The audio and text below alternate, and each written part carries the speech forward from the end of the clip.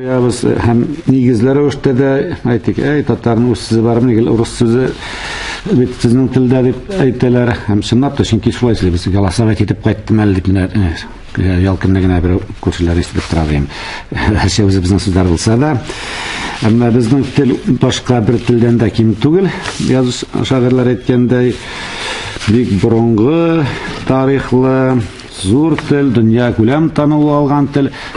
Medresede alарға енді Ринал Исмағилович bu turda sizге көп сөйлегендір. Теге ең Алла кеткен үндіктіл арасына кіре, теге бүтін халықлар белән аралашу өчен ең ким дигәндә үндүрт тел белү җитә дип исәпләп чыгарганнар, шуларның берсе татар теле, һәм шулай Ринал Исмәгыйль әйткәндер, теге бу компьютерлаштыру шура киткәч, компьютерга кертү өчен, моннан аралашу өчен, халык аралашу өчен иң яхшы телләр кайсы икән дип шул ЮНЕСКО Берләшкән Милләтләр оешмасы каршында фән, мәгариф, мәдәният эшләре белән шөгыльләнүче оешма тикшерү үткәргән һәм шунда татар телен бөтен дөньядагы 6000 ярым тел арасында 4нче урынга куйган. Теге Русия по своей степени формализованности, логичности, төзеклеге буенча, чөнки безнең тел бик төзек тел, анда искәрмәләр, теге русында кебек һәр кагыйданың онлап чыгармасы искәрмәсе була. Мин үзем рус теле укытучы булсам да, аны танырга кирәк. Чөнки ул да зур тел билгеле, бик бай тел.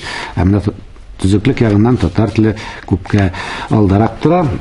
Һәм рус теленә татар теленең йогынтысы бер дә ким түгел. Хәзер чынлап та татар телендә рус теленең йогынтысы бик күп сүзләр безнең рус сүзләре кирәкме кушып сөйлибез. Әмма элек алай булмаган. Гомумән татарлар һәм руслар, дөресрәк аларның ата-бабалары, Төрки халыклары, славян халыклары алар битендә бик күп гасырлардан бирле үзара тыгыз аралашып яшәгәннәр. Тарихи чыганакларда теркәлеп калган инде 4нче гасырлардан ук Кыпчаклар шушы бер территорияләрдә яшәгәннәр, аралашканнар, сату алу иткәннәр, сугышканнар бер-берсе белән һәм бергәләп уртак душманнарга каршы да бергә хуҗалык иткәннәр. Бу процесс билгеле телгә дә йогынты ясаган, бер-берсеннән сүзләр дә алганнар. Һәм бу нәрсә беренче язма истәлекләрендә үк теркәлеп калган рус әдәбиятының. Әйтик, бүгенге көнгә билгеле иң борынгы язма чыганак рус теленең повесть временных лет дип атала, ел язма 11нче гасырга карый. Менә галимнәр, рус галимнәре тикшергән аның телен. Игорь Добродомов, Москва галиме, профессор Педуниверситеты тел рус теле кафедрасы мөдире. Ул шунда 138 төрки, ул булгар, аның диссертация яклаган булгар элементлары. Менә безнең турыдан-туры безнең ата-бабалар теленнән кергән 138 сүз тапкан, тикшергән кайберләрен кызыксынучыларга әйтеп кенә үтәм. Әйтик, богатырь сүзе баһадирдан, балван, боярин, теге этимологияларын соңрак тукталырмын кайберләрен. Бисер, бык, вол, жемчуг, книга, кумир, каган, курган, лошадь, сабля, сани, сапог, топор, тюрьма, товар, телега, терем, шатер. Һәм башка мин русча әйтелешендә укыйм инде. Бу инде рус телчесе, рус теле кафедрасы мөдире тарихи чыганакларда испатлаган фактлар 138 сүз. Һәм инде рус әдәбиятының беренче истәлеге, барыгыз да беләсез, слова о полку Игореве. Анда бит инде Кыпчаклар белән сугыш турында сүз бара. Анда инде гомумән бик күп яртсылмаса төрки сүзләр, безнең ата-бабалар теленнән кергән сүзләр. Бу әсәрнең теле шулай ук махсус тикшерелгән. Иң беренче Америка галиме Карл Менгес, ул бик калын китап Америкада чыгарды, инглиз телендә, рус теленә дә тәрҗемә ителде. Калын, менә супер албашкылы китап, восточные элементы в слове о полку Игореве дип рус галиме Баскаков Николай Александрович та чыгарды, тюркизмы слове о полку Игореве дип. Анда бигрәк тә күп, чөнки бергә сугышлар турында сүз бара. Кайберләрен генә атап үтәм. Слова полку Игореведага, әйтик, арба, багряный, босый, болван, баян, боярин, барыш, безмен, деньга, жемчуг, Кощей, ковыль, гоголь, сабля, сани, телега, товар и панча. һәм башкалар 15 гасыр. Әгәр менә без үзебезнең дә шул шигырьләргә караган әдәбиятларны әйтеп Кылгалине, соңрак булган әле Мөхәммәд Яр әсәрләрен укып карасак, табабызмы рус сүзләре? Бераз бар билгеле, әмма ул кадәр санда түгел. Алар да шул теге җир эшкәртү белән бәйле терминнар мондай күп санда рус алымнары юк. Чөнки аны галимнәр үзләре дә таный, рус галимнәре дә теге 16 гасырга 1552 елны теге Казан ханлыгы инде буйсындырылганга кадәр төрки телләренең, безнең ата-бабаларның рус теленә йогынтысы күпкә көчлерәк була. 16 гасырдан инде башка процесс китә, анда инде рус теленә татар теленнән керүче сүзләр саны кими елдан ел. Һәм инде через процесста татар теленә рус сүзләре, рус телаша башка Европа теленнән кергән сүзләр күбәя, һәм хәзер алар күбрәк тә. 16 гасырга кадәр кабатлап әйтәм, бу мин уйлап чыгарган фактлар түгел. Фәнни яктан исбатланган шул рус галимнәре, рус телчеләре, алар инде үзенеке булмаган сүзне үзенеке булгансын үзенеке түгел татардан кергән дип әйтми. Фәнни тикшереп әйтә, җентекле тикшергәннән соң гына таный. Татар теленең, безнең ата-бабаларның рус теленә йогынтысы көчлерәк булган, һәм бу инде башка ягында тора. Чөнки ул тарихтан билгеле, мәдәни яктан, икътисади яктан югарырак баскычта торган халык, түбәнрәк баскычта торган халыкка күбрәк йогынты ясый. Кире процесс ул бик искәрмә рәвешендә генә була ала. Һәм хәзерге инде кайсы әсәрдә күп микәнен турында әйтеп китмәм, кызыксынган кешеләргә менә әле сүз булды. Юналиева Румиян дигән галиме бар, әле дә исән ул бик олы яшьтә ул гомер буе шул рус телендәге төрки алымнарны тикшергән кеше, диссертациясе дә, докторлык диссертациясе, кием исемнәр буенча гына докторлык диссертация яклады. Тюркизм в языке русский классик дигән шундый калын китап чыгарды. Ул китапханаларда бар, мәктәп китапханаларында әйтик, ул Радищевта, шул Пушкин, Лермонтов, Толстой, Достоевский әсәрләрендә күпме инде безнең төрки телләрдән кергән сүзләр барын санап, аерым җөмләләр белән биргән, кызыксынган кешеләр укый ала, таныша ала. Инде хәзерге рус теленә килгәндә, галимнәрнең тануынча, актив сүзлектә кулланылучы 2000-нан артык төрки татар сүзе бар.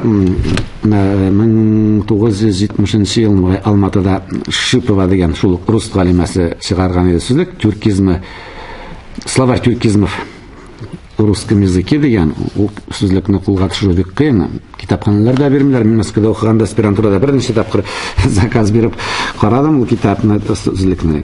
Юк, урында юк дигән җавап килде. Шундый тенденция булгандыр инде. Әйтик, Алжас Сулеймановның аз иясына да күп тапкыр заявка язып карадым, бер тапкыр да бирмәделәр. Нет на месте дип җавап килеп торды. Кулда булмагандыр инде. Бәлки шундый политика булгандыр, танышмасыннар, белмәсеннәр дип теге рус теленә йогынтысын кешедән генә алып укырга туры килде.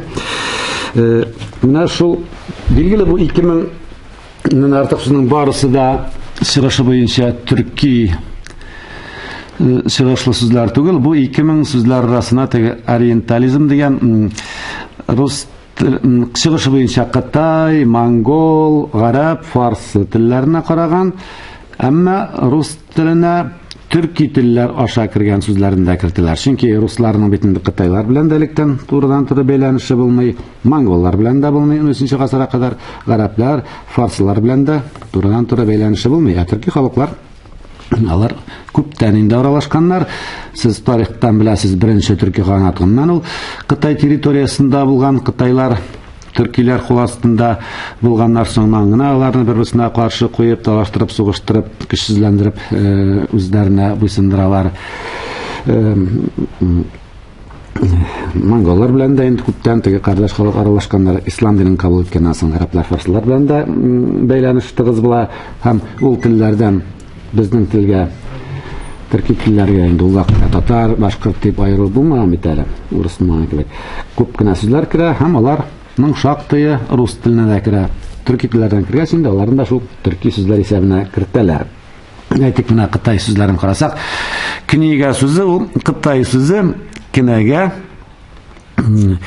Ondan yazılı tekstini Kıtайлар кинәгә дигәннәр безнең ата-бабаларына ул кергән кинәгә журнал мәгънәсендә нәрсәдер булса теркәп куючы ган язу әйтик амбар кинәгәсе дибез. Бу амбар кинәгәсе русның амбарная книгадан тәрҗемә түгел, киресенчә ул амбарная книга амбар кинәгәсеннән кергән. Амбар кинәгәсе хуҗалык ерак-еракларын кемгә нәрсә биргән, кемнән нәрсә аласы бар, теркәп барган кагазны амбар кинәгәсе дип атаганнар. Русларга инде ул книга формасында кирип калган. Без үзебез хәзер китап теге гарап алынмасын кулланабыз. Кинәгәсе инде аның теге шул журнал мәгънәсендә генә калган. Аны русның книгасының бузылган варианты дип карарга ярамый. Кинәгә ул Кытайдан кергән сүз безгә, русларга книга булып кергән. Бездә китап кинәгә ул төркичә. Шуңа кинәгә сүзен кулланудан һич тә тайшынырга рус сүзе кулланасын дип әйтергә ярамый. Бу безнең сүз журнал мәгънәсендә. Журнал урынына кинәгәне куллансаң, бу бик күпкә дөресрәк була. Яки Кытайның күп сүзләре әйтик, жемчуг, инчуг, Кытайча ул теге шын инҗе дигәнне аңлата. Безнең телгә ул инҗе формасында кергән һәм инде русларга шул жемчуг китләр аркылы кергән һәм хәзердә кулланыла. Мондай сүзләрне тагын шактый китергә була. Монгол сүзләре билгеле күп төркитләр аша кергән турыдан-туры кергән булмаган, чөнки монголлар төрки телдә сөйләшкәннәр, руслар белән сугышканнар да күбесе әдәби тел да төрки булган, язуда теге уйгыр язуы, төрки язу булган. 1941 елга кадәр Монголиядә ул язуны, төрки язуны кулландылар. Үткән лекциядә бу турыда әйткән идем. Кайбер сүзләргә килсәк, әйтик, мәсәлән, тма, атаман, богатырь сүзләре монгол чыгышлы. Түмән ул монгол сүзе армия, 10 меңлек гаскәрне, 10 меңлек гаскәр, инде армия. Шуннан теге түмән киләдән тма килә дип, теге ул чомный сүзеннән түгел, анысы башка сүз тма. Һәм инде атаман да ата түмән, ягъни гаскәр башлыгы, армия командующий. Атаманның беренче мәгънәсе хәзерге урысчага тәрҗемә итсәк, командующий армия, командарм була инде. Һәм русларга ул шул атаман теге башлык, гаскәр башлыгы мәгънәсендә кергән һәм хәзердә инде теге мәгънәсен аңлыйсыз инде таманның. Бу рус теленә төрки телләр аша кергән монгол чыгышлы сүз. Богатырь да шул инде, баһадир монголча, бездә баһадир формасына алган, русларга богатырь. Батыр шул баһадирның кыскартылган варианты. Инде гарап фарсы алымалар турында сез миннән дә яхшырак беләсез. Әйтик, майдан, базар, арбуз кебек сүзләр кайсы гарап, кайсы фарсы чыгышлы, алар рус теленә төрки телләр кергән.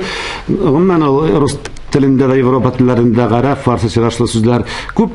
Дөрес, барысы да төрки телләр аша кергән, кайберләре Европа телләре аша. Әйтик, менә кахва, кофе бит инде ул араб сүзе, әмма ул башта аннан фарсыга, фарсыдан төрек теленә кергән, төрек теленнән руска кергән, ул башта француз теленә кергән, француз теле аша рус теленә килеп кергән. Әйтик, сундук сүзе дә әйтик, шул телләр аша араб сүзе грекларга кирип, аннан греклар аша рус теленә кергән, андыйлары да бар. Әйтик, менә чомадана фарсы сүзе, монда фарс телен белүчеләр бар бит, кием саклагыч, кием савыты.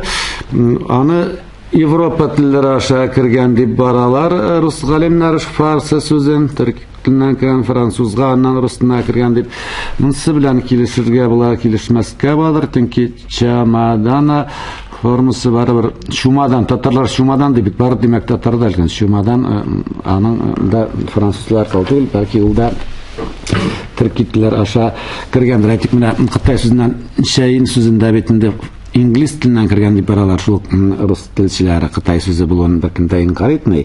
Әмма формасы инглиз телен беләсем, белмим, ул битендә башкачарак яңгырый. Менә бездә чәй бик яңгырашы. Дөрес, төрки халыкларына элек чәй бик яратмаган, эчмәгән дип баралар. Татар галимнәре үзләре дә белмим, әйтик, монголлар битендә яратып эчкән, хәзердәчә. Фонетик яңгыраш ягыннан караганда чәй дә Кытай сүзе ул инглиз теленнән аша түгел. Мин үзем уйлыйм, төрки телдә аша кергәндер дип. Әмма монысы бәхәсле. Буны галимнәр, әйтик, рус галимнәре башкарак фикердә, инглиз теленнән кергән диләр. алардан башкалары да бик күп. Мен теге арыта башласа әйтерсез. Доктор хәзер тематик группалар буенча кайберләренә тукталып үтмәкче булам. Белү өчен кирәк әйтик, бигрәк яшьләргә, балаларга руслар белән сөйләшкәндә дә бу безнең сүз дип аңлату, ул инде теге үзебездә әйтик, горурлык тудырса, күптәнге мәдәниятле халык икәнебезне расласа, шул русларда да, башка милләтләрдә, татар халкына, аларның ата-бабалары теленә хөрмәт уятырга сәләтле. Әйтик, менә сәүдә финанс өлкәсенә караган терминнарны алып карасак, төп терминнар алар барысы да төрки чыгышлы.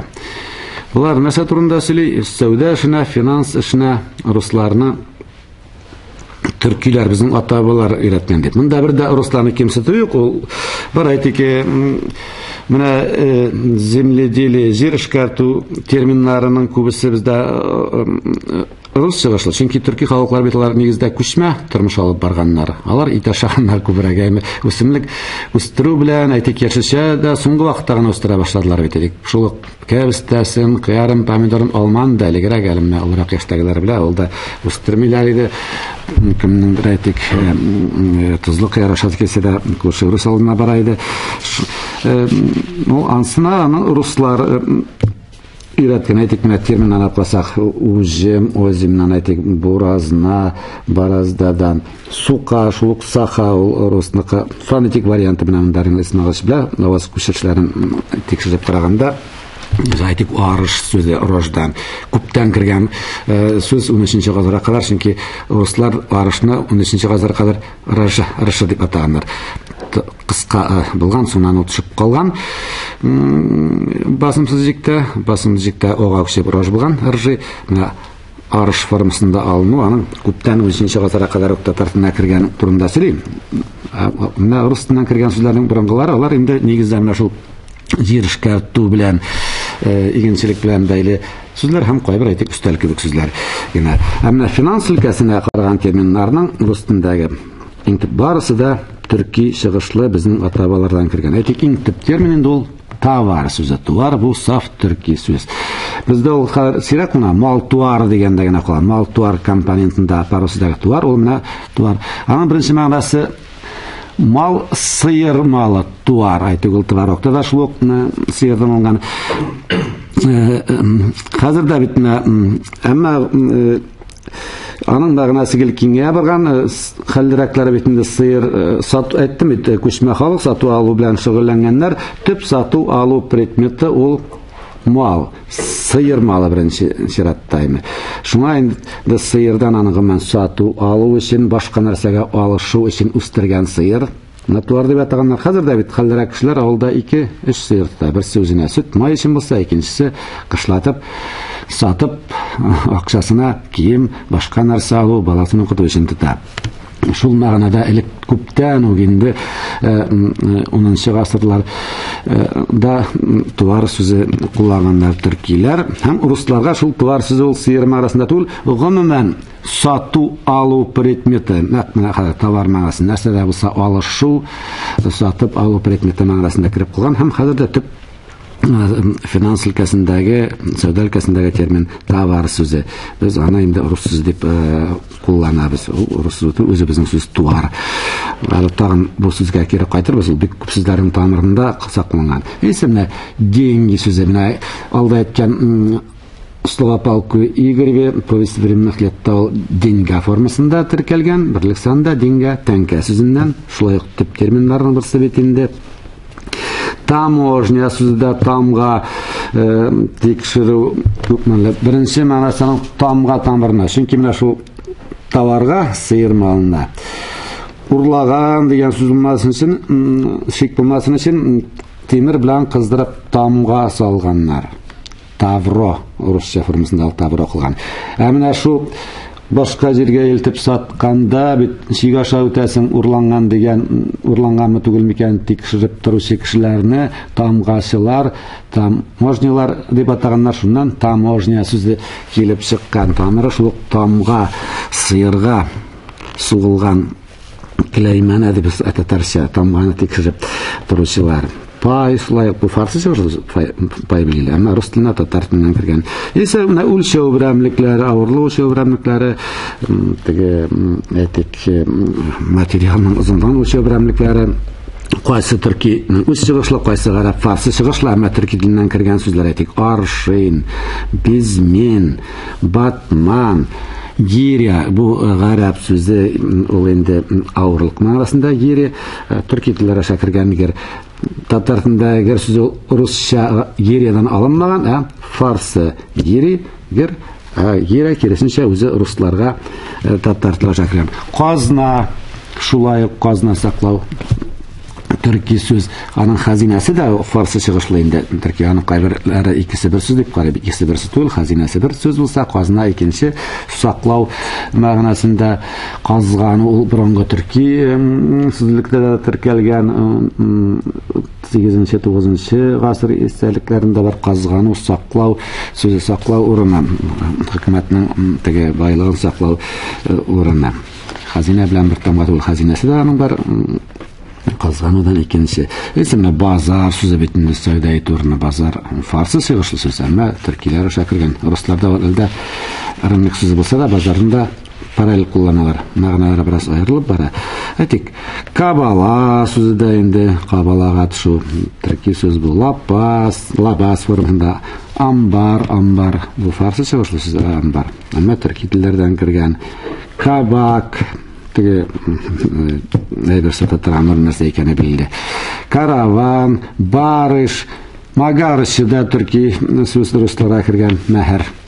Теге гарәп фарсы чыгышлы, әмма төркиләр шакырган магарыш ул мәһәр тамырыннан. Кибитка, кибиттән әйтәки, яссак, сургуч һәм башка күрдек, кайберләрен генә атадым. Булар барысы да теге сәүдә, финанс өлкәсенә караган төп сүзләр. Алар инде русларны сәүдә, финанс эшенә төрки халыклар безнең ата-бабалар өйрәткәнен раслыйлар. Теге җир эшкәртүгә игенчелек руслардан кергән кебек, бабаларым безнең ата-бабалар өйрәткән. İçtimai tормышка караган кайберләренә тукталып үткән сүзләрдә шактый әйтик. Артель сүзе этимологиясе бик кызык. Артель нәрсәдә булса, җитештерүче хуҗалык бит инде. Ул беренче ул кушма сүз артил дигән сүз бу. Артель. Ул беренче мәгънәсе теге хәрби тормыш белән бәйле, теге сугышларга барганда, алда сугышлар барган бит инде, арттарак теге тыловые войска дигән кебек гаскәрне сугыш кирәк ярагы белән тәэмин итеп торучы оешманы әйтик. Кылыч үткерләп анда теге уклар ясап, ашарга әзерләп, кием салымын юып, бик ерак походларга барганда әйтик, хатын-кызларда була. Шул оешма теге сугышчыларны кирәк белән тәэмин итеп торучы оешманы артель, ягъни артта барган оешма дип атаганнар. Русларга инде ул артель сүзе бер сүз буларак теге нәрсәдә булса, хуҗалык кирәк-яраклары җитештерүче оешма мәгънәсендә кирип калган һәм хәзердә кулланыла. Әйтик, түрма сүзендә төрелгән, урап алган урда, улус, монгол чыгышлы улус. Нәйсә, майдан фарсы чыгышлы, изян, зыян сүзеннән битендә тиман әйтик, ярлык сүзедә ярлыкка, теге рус князьләренә теге Алтын Урда ханнарының үз князьлекләрендә идара итәргә хокук бирүче документ, ярлык. 13-нче гасырларда алар бик киң таралган булган.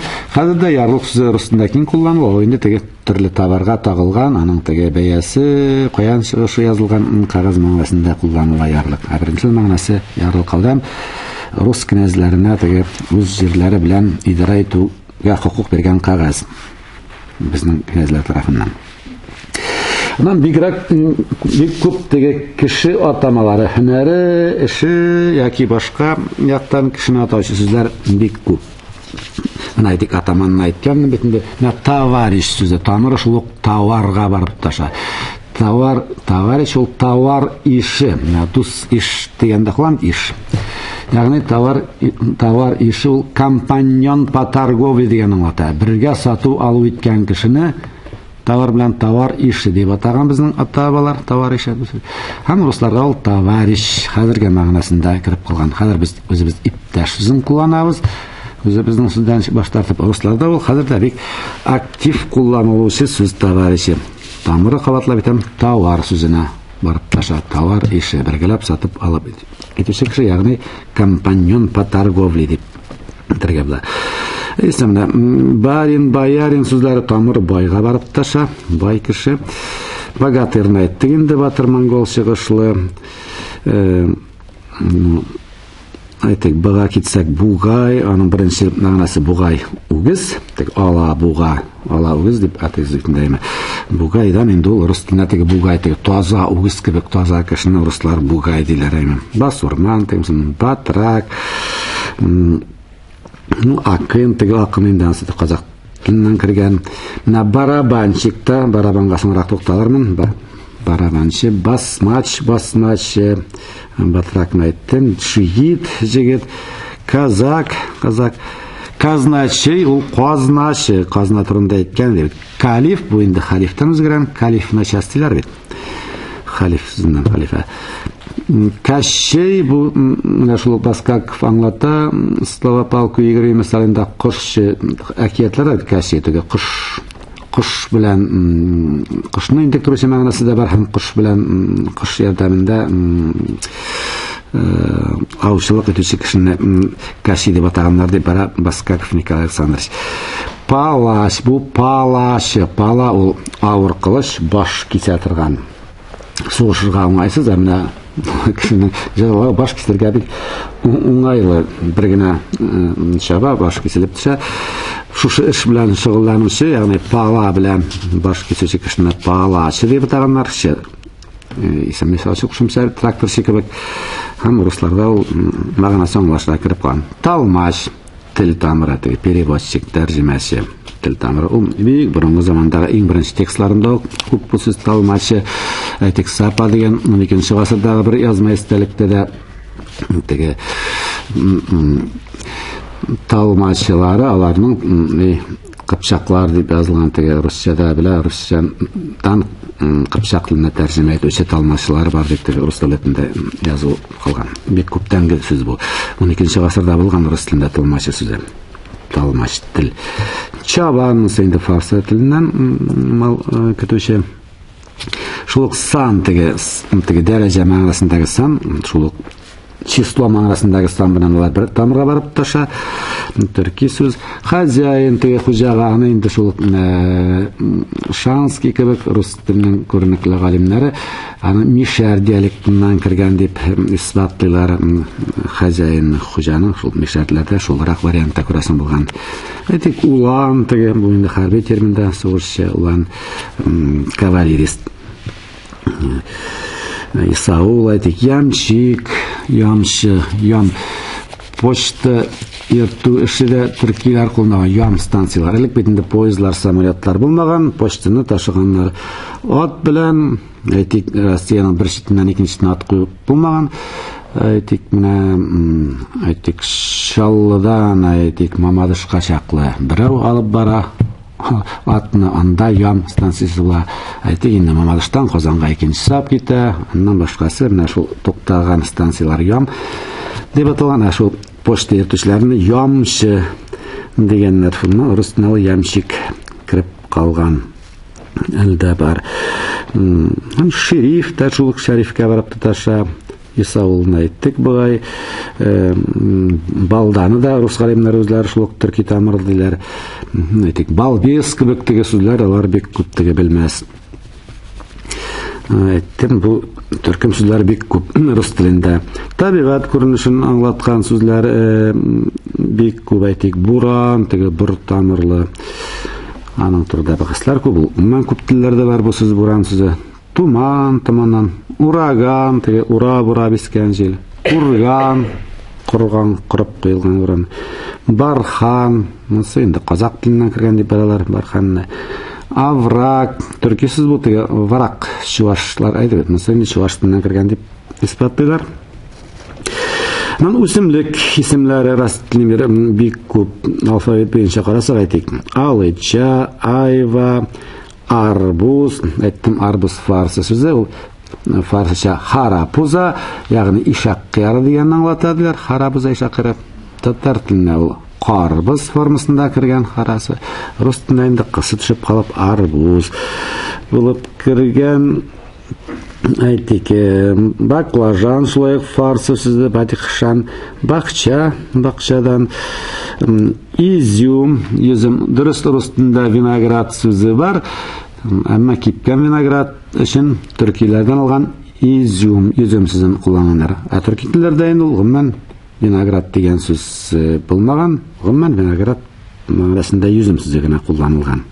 Қазір Yüzüm deyip biz özümüzde kipken vinogradını atıyız.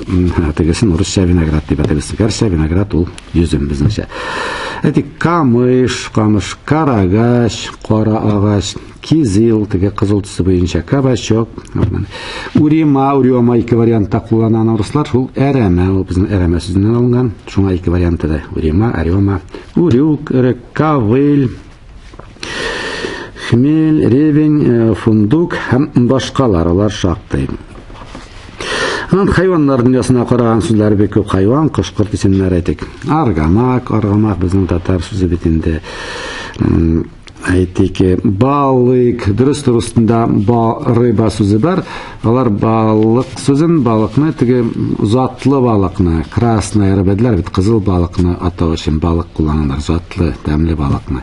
Күчмә мәгънәсендә бар икән теге айрыша тәмле итеп әзерләнгән итне дә теге балык диләр бит хәзер. Әйтик, баран, барс, барсук, бурсык, беркут, бурундук, битюк теге ат түрі, бирюк, бүре сүзеннән волк деген сүз бар, бирюк сүзен алар теге көтүдән айрылган, инде картайган, ситтәй эргән бүрене бирюк дип атыйлар.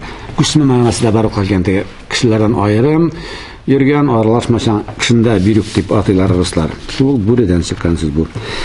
Бык бугайны әйттек инде. Әйтик, кабан, теге кыргыйдыңга сол төрки сүз. Ишак, була фарсы сыгышлы сүз дөрес. Гоголь теге кырдагының бер төре. Гоголь у нида бар, слова палку игривада бар. Баклан, байбак, әйтмәдем бигай. Газель, джайран, лошадь, алашат, лошак да шул инде аның. Алаша ишәк.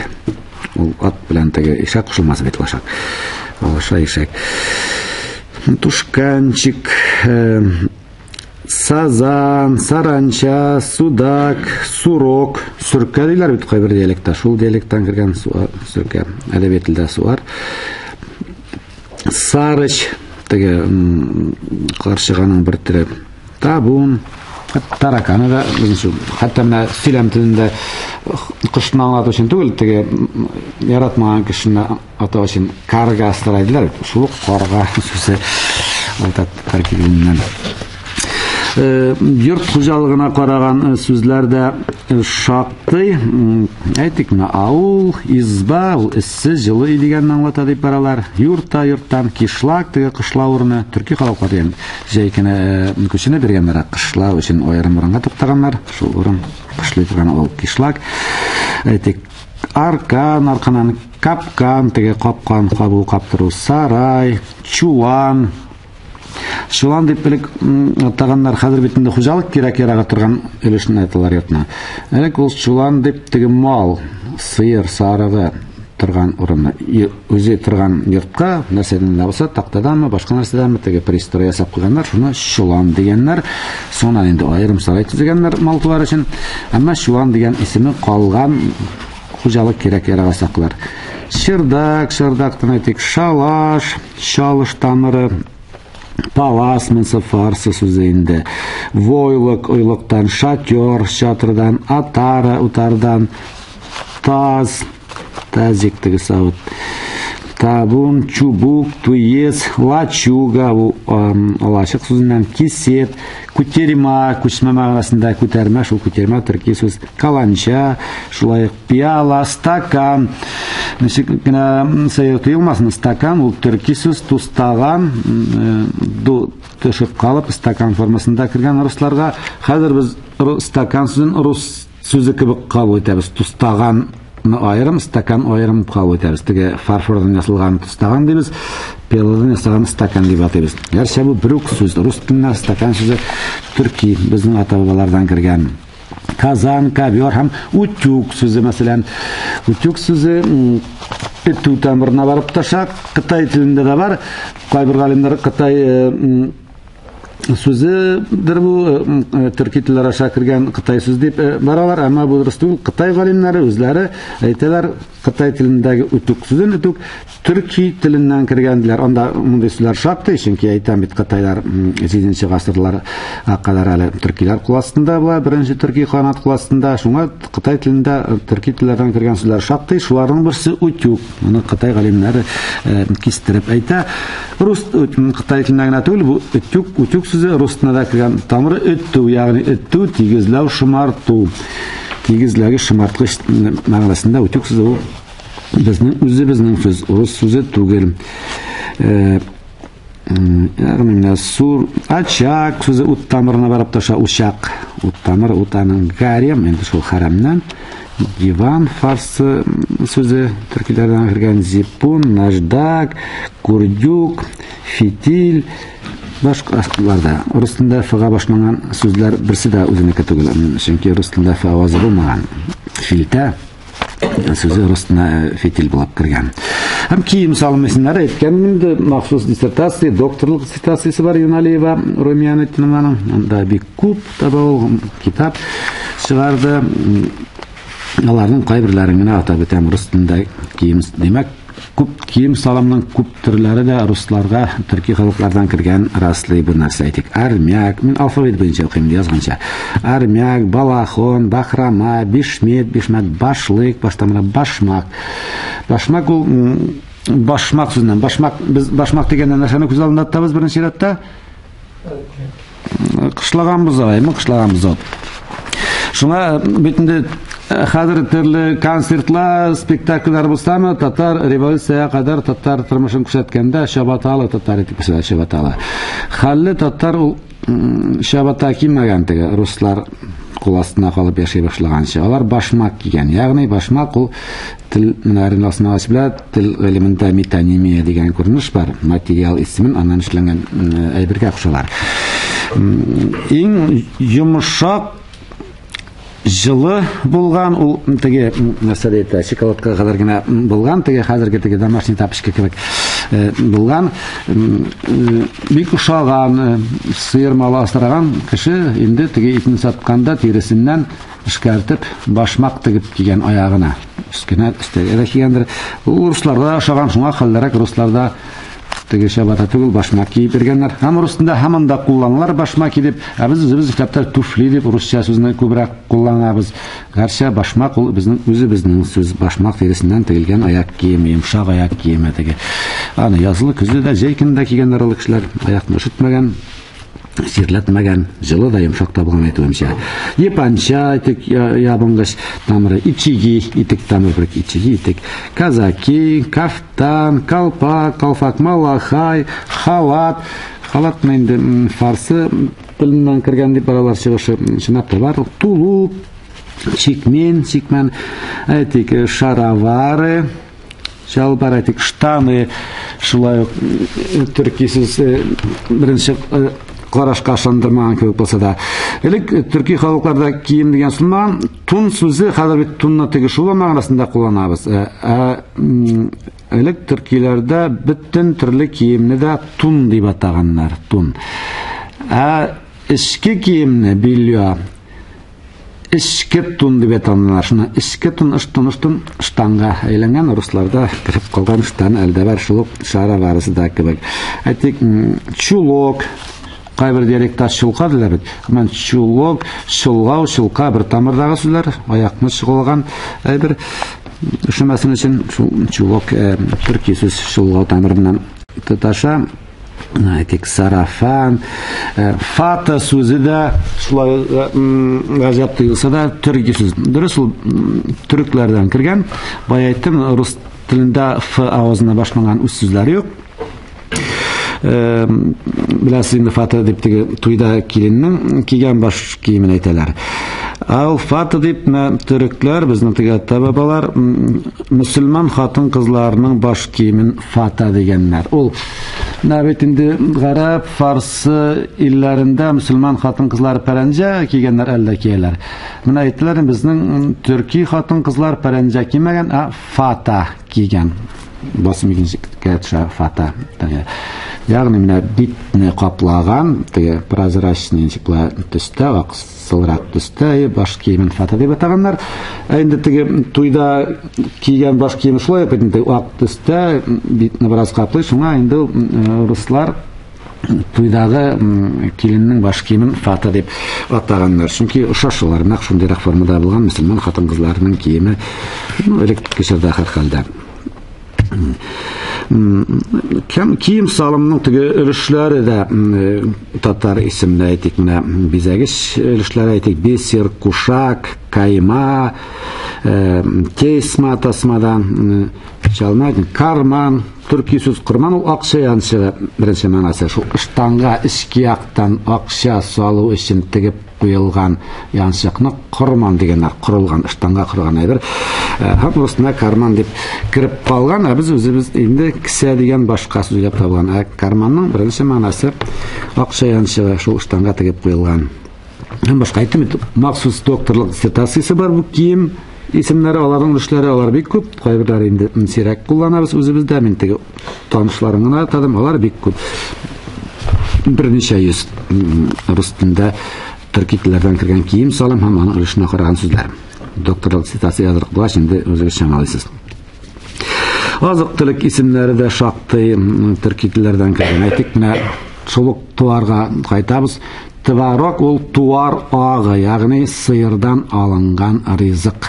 Акыстагы сүзләр. Менә шул туар сүзе, менә ул товарда да, товарищта да, товаракта шул брук тамыр туар. Үзебездә ул мал туар сүзендә генә калган. Товарок ул туар агы, ягъни сыердан алынган ризык. Лапша, лапшадан колбаса, этимологиясе без кул белән басып торылган ит. Шашлык бу инде кыздырылган ит, фарсы тамырлы. Әмма төркиләрдән кергән рус теленә. Йогурт, йогуртлар, йогурт беренче формасы, хәзер йогурт дип әйтәләр бар. Бу төрки сүз йогурт. Ну, каты, кумысларны беләсез, плов, халва. Шул исәптән әйтик, менә арак, буза, алар төркиләрдән кергән, ислам кабул иткәнчегә кадәр шурда. Аны бит алкоголь үзе дә ул теге инде төркиләрдән кергән, гарәп сүзе бит инде, үзегез беләсез. Алкахылдан.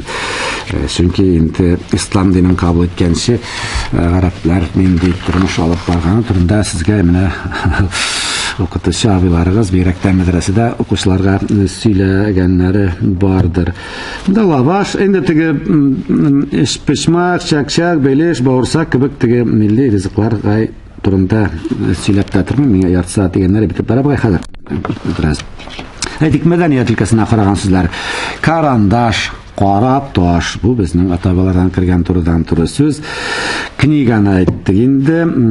Әйтик, музыка кораллары, курай, домбра, барабан. Барабан ул беренче мәгънәсе сугыш термины. Сугышка барганда теге каршы якны куркыту, үз гаскәренең рухын күтәрү өчен теге бәреп барганнар теге шул барабанга. Бәртам бәрәмен. Шуннан хәзер инде ул музыка термины буларак, музыка инструменты буларак кулланыла. Әйтик, серги сүзен алып карасак, ул сырга, асырга. Керәшен татарлары бит сырга диләр, алка димиләр. Шул сыргадан серги рус теленә кирип калган. Төс белдерүче сүзләр. Сифатларда шактый әйтик. Алый, ал тамырыннан, багряный, бакыр төсле дигән сүз.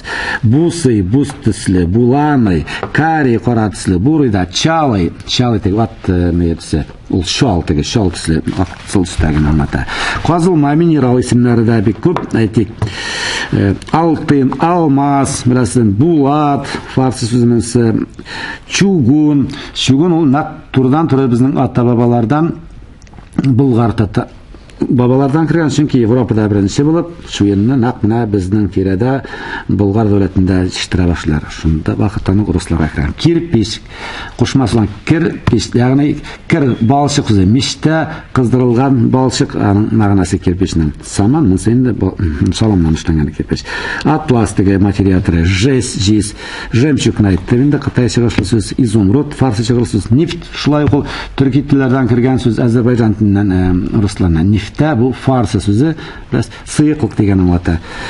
Шуңа безнең олы ата-бабалар бит нефтә диләр. Бу беренчел чыгыш әйтелешенә якынрак фарсыча. Парча, кумач, парча, яшма, бархат, каракуль. Каракуль теге каракуль буенда үстерелгән сарыкның тиресе аңлата.